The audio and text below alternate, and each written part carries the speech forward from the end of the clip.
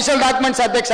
నేను ఎందుకు Gandhi భవన్లోనో press మీట్లలోనో media సమావేశాలలో ఎందుకు మాట్లాడలేదంటే, ముఖాముఖి చంద్రశేఖరరావు గారితో చర్చిస్తే ఒక స్పష్టత వారికి, వారు తెలిసి దోపిడీకి పాల్పడడానికి నిర్ణయం చేసిండా, లేకపోతే అల్లుడిని నమ్ముకుంటే అల్లుడు శని పట్టిండా, అన్నీ ఉన్నా అల్లుడి నోట్ల శని అన్నట్టు ఆ అల్లుడే ఏమైనా ఈయన తప్పుదో పట్టించిన ఆయన చెప్తాడేమో అని అనుకున్నా. లేకపోతే ఇద్దరు కలిసి తోడు దొంగలుగా ఈ 1000 కోట్ల రూపాయలు కొల్లగొట్టినరా నేను కనుక్కోదలుచుకున్నా అధ్యక్ష. అందుకే ఈరోజు ఈ డీటెయిల్స్ అన్నిటిని మాట్లాడడానికి ఈరోజు సభలోకి తీసుకొచ్చినాం అధ్యక్ష. ఈరోజు ఈ విధంగా అంచనాలు పెంచి ఈరోజు ఈ రకంగా ప్రాజెక్టును కట్టిండి అధ్యక్ష. పోని ఈ కట్టిందన్న నిజమై మనకు నీళ్ళు వచ్చి ఉంటే 5 ఏళ్ళకో 10 ఏళ్ళకో అన్నా మనం మర్చిపోయేటోళ్ళం. కానీ అది కూడా చేయలే అధ్యక్ష. ఎంత దుర్మార్గుడు అంటే ఆ దుర్మార్గానికి పరాకాష్ట, ఇంకా ఆ పదం నాకు తెలియదు, ఇక్కడ అన్పార్లమెంటరీ పదం వాడలేము, కానీ చెప్పడానికి వేరే భాష లేదు. ఆ దుర్మార్గమైన చర్యల వల్ల పూర్తిగా దెబ్బతినిపోయింది. 2016లో నేషనల్ గ్రీన్ ట్రిబ్యునల్లో శ్రీశైలం దగ్గరకు పోయి నల్లమల ఫారెస్ట్లో పనులు జరుగుతున్నాయి.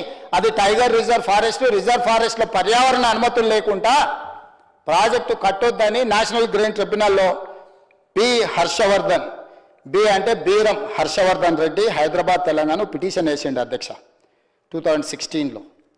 ఆ పిటిషన్లో ఎన్జిటిలో 17 ఫిబ్రవరి 2017లో గవర్నమెంట్ ఒక అఫిడవిట్ వేసింది అధ్యక్ష. ఇది ఆ మీటింగ్ ఆ డాక్యుమెంట్ ఎన్జిటిలో వేసిన డాక్యుమెంట్ అధ్యక్ష, నేను మీ ముందర పెడుతున్నా. Environment, forest and climate changes on 11/1/2017. The affidavit also asserts that the state of Telangana would be implementing the disputed project only with regard to the supply of drinking water and not for irrigation. ఈ project కేవలం తాగునీళ్ళ కోసమే కడుతున్నాము, ఇరిగేషన్కి ఎలాంటి సంబంధం లేదు, కాబట్టి మేము సాగునీటికి తప్ప దేనికి వాడము అని చెప్పి కట్టిండు అధ్యక్ష. సాగునీటికని ఎందుకు ఒప్పుకున్నాడంటే, పంపులకు లిఫ్టులకు బిల్లులు ఇవ్వాలంటే సాగునీరు బహానాతోనే ఆ పంపులకు లిఫ్టులకు బిల్లులు ఇవ్వడానికి ఎన్జిటీలో కేసు వేసింది అధ్యక్ష. ఎన్జిటి ఏం చేసింది, ఇవన్నీ చూసి నువ్వు టైగర్ రిజర్వ్ ఫారెస్ట్లో ఇవన్నీ చేస్తున్నావు కాబట్టి కొన్ని 100 కోట్లు అనుమతి లేకుండా, పర్యావరణ అనుమతులు లేకుండా నువ్వు ఇవన్నీ నిర్మిస్తున్నావు, నీకు ఫైన్ పెనాల్టీలు వేస్తున్నావు అని తెలంగాణ రాష్ట్రానికి బీరం హర్షవర్ధన్ పిటిషన్ మీద కొన్ని 100 కోట్లు ఫైన్లు పెనాల్టీలు వేసింది అధ్యక్ష. దాంతోనే రాష్ట్ర ప్రభుత్వం సుప్రీంకోర్టుకు పోయింది అధ్యక్ష. సుప్రీంకోర్టుకు పోయి సుప్రీంకోర్టులో 2021లో ఏం అఫిడవిట్ వేసింది అధ్యక్ష, ఇది సేమ్ 2021లో 8/12/2021 మన ఇరిగేషన్ సెక్రటరీ ఆనాటి రజత్ కుమార్ గారు అఫిడవిట్ ఫైల్ చేసిండు అధ్యక్ష. రజత్ కుమార్ ఐఏఎస్. ఇందులో వారు ఏమంటారంటే 2021లో, అది 17లో, ఇది 2021లో PRLIS అంటే Palamuru Rangareddy lift irrigation scheme as presently planned has no provision for irrigation.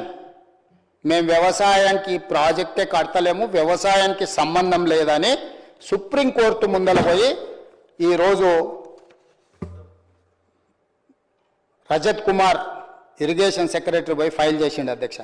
చివరికి సుప్రీంకోర్టు 17/2/2023 లేటెస్ట్ వన్, అంటే ఆయన దిగిపోయే సంవత్సరం, సుప్రీంకోర్టు ఏం జడ్జిమెంట్ ఇచ్చిందంటే అధ్యక్ష, ఇది సుప్రీంకోర్టు జడ్జిమెంట్ అధ్యక్ష, సుప్రీంకోర్టు డైరెక్షన్ డేటెడ్ 17/2/2023. అంటే మొత్తం డీటెయిల్స్ అంతా రాసి లాస్ట్ కంక్లూజివ్ రిమార్క్స్ ఏమన్నారంటే, providing drinking water to en route villages to the extent of 7.15 thousand million cubic feet of water, అంటే 7.15 TMCల నీళ్లు తాగునీళ్లకు వాడుకోవడానికే పాలమూరు రంగారెడ్డి ఎత్తిపోతల పథకానికి అనుమతిస్తున్నామని 17/2/2023 నాడు సుప్రీంకోర్టు ఈ ఆదేశాలు ఇచ్చింది అధ్యక్ష. ఇంక ఇప్పుడు మీరు చెప్పండి అధ్యక్ష, 12.5 లక్షల ఎకరాలు రంగారెడ్డి, మహబూబ్ నగరు, నల్గొండకు నీళ్ళు ఇస్తా, సస్యశ్యామలం చేస్తా, నేను దానికోసం ఎంతైనా ఖర్చు పెడతాని 55,000 కోట్ల రూపాయల అంచనాలు చూపించి సుప్రీంకోర్టులో కూడా ఇది తాగునీటి ప్రాజెక్టే, సాగునీటి ప్రాజెక్టు కాదు అని సుప్రీంకోర్టు ముందర స్పష్టంగా ఈ ప్రభుత్వం ఒప్పుకొని సుప్రీంకోర్టు నుంచి డైరెక్షన్ తెచ్చుకొని సాగునీటికి ఎక్కడ డిస్ట్రిబ్యూటరీలు కానీ ల్యాండ్ ఎక్విజిషన్ కానీ డీటెయిల్ ప్రాజెక్ట్ రిపోర్ట్ ఇప్పుడే మీకు చదివినిపించిన కదా అధ్యక్ష, ఎక్కడ కూడా దానికి నిధులు కేటాయించలేదు అధ్యక్ష. ఎప్పుడు కూడా చంద్రశేఖరరావు గారికి, హరీష్ రావు గారికి పాలమూరు కానీ, రంగారెడ్డి కానీ, నల్గొండ కానీ సాగునీరు ఇవ్వాలని, పరిశ్రమలు రావాలన్న ఆలోచన లేదు. జూరాలలో కట్టాలని మంజూరు చేసిన కాంగ్రెస్ పార్టీ ప్రాజెక్టును శ్రీశైలానికి తరలించి 5 లిఫ్టులు, 32 పంపులు, 55,000 కోట్ల రూపాయలు కొల్లగొట్టడానికే, ఆ పంపులు లిఫ్టుల కాంట్రాక్టర్లకు పేమెంట్లు ఇవ్వడానికే గ్రీన్ ట్రిబ్యునల్ నుంచి సుప్రీంకోర్టు వరకు ఇది తాగునీటి ప్రాజెక్ట్ అని చెప్పి ఆ కాంట్రాక్టర్కి 20,000 కోట్ల రూపాయలు ఇచ్చి ఆ నిధులు ఆ కాంట్రాక్టర్ ఆయన పంచుకొని ఈరోజు తెలంగాణ రాష్ట్రాన్ని కొల్లగొట్టి మమ్మల్ని వచ్చి అడుగుతాడు, నువ్వు 45 టీఎంసీలకు ఎట్లా ఒప్పుకున్నావని. నేను అడుగుతున్న అధ్యక్ష తమ ద్వారా, ఈరోజు మేము వచ్చిన తర్వాత ఇవన్నీ చూసి ఈ ప్రాజెక్టు మార్చడం వల్ల ఏం జరిగింది అధ్యక్ష, దానివల్ల వచ్చిన నష్టాన్ని కూడా వివరించాలి, చాలా మందికి తెలవాలి.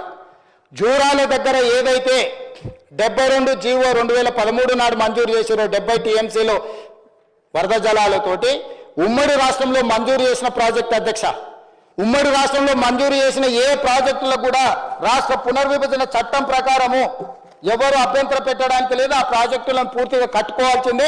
ఆ ప్రాజెక్టులకు ఎలాంటి అభ్యంతరం లేదు. దాన్ని మానిటరింగ్ చేయడానికి కృష్ణా రివర్ మేనేజ్మెంట్ బోర్డు పెట్టినామని చెప్పి సోనియా గాంధీ గారు, మన్మోహన్ సింగ్ గారు మనకు మంజూరైన ప్రతి జీవోకు ఒక చట్టబద్ధత, ఒక రక్షణ కల్పించారు. ఎప్పుడైతే జూరాల నుంచి శ్రీశైలం మారిందో, సోర్స్ మారింది, 90 టీఎంసీలు పెరిగింది, మొత్తం లిఫ్టులు, పంపులు, ఏరియాలు మారిపోయినాయి. ఆంధ్రప్రదేశ్ ఇమ్మీడియట్గా ఆనాడు చంద్రబాబు నాయుడు గారు ఇది కొత్త ప్రాజెక్టు, ఇది ఉమ్మడి రాష్ట్రంలో మంజూరైన ప్రాజెక్టు కాదు, ఈ ప్రాజెక్టును తక్షణమే నిలిపేయండి, నిలిపేయడానికి అవసరమైన అనుమతులు ఇవ్వండి అని ఇప్పుడు ఈ ఆర్డరు వచ్చిన ఏదైతే హైకోర్టు ఆర్డర్ ఉందో అధ్యక్ష, చంద్రమౌళి రెడ్డి అని ఆంధ్రప్రదేశ్ నుంచి వేసిండు అధ్యక్ష.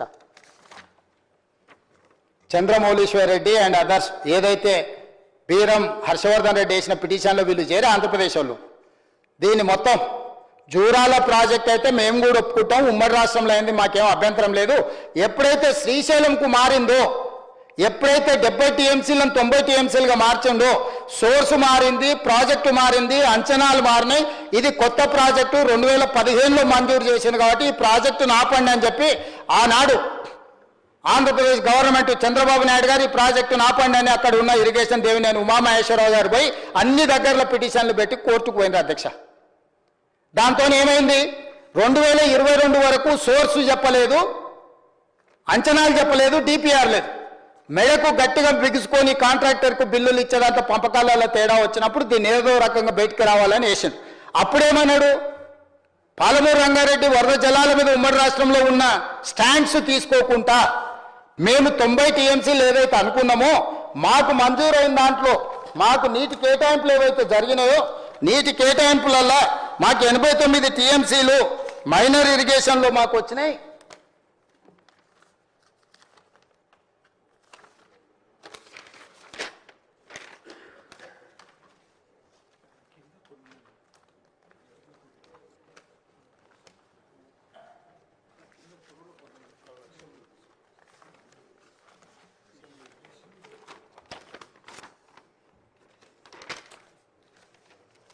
రెండు నిమిషాలు అధ్యక్ష.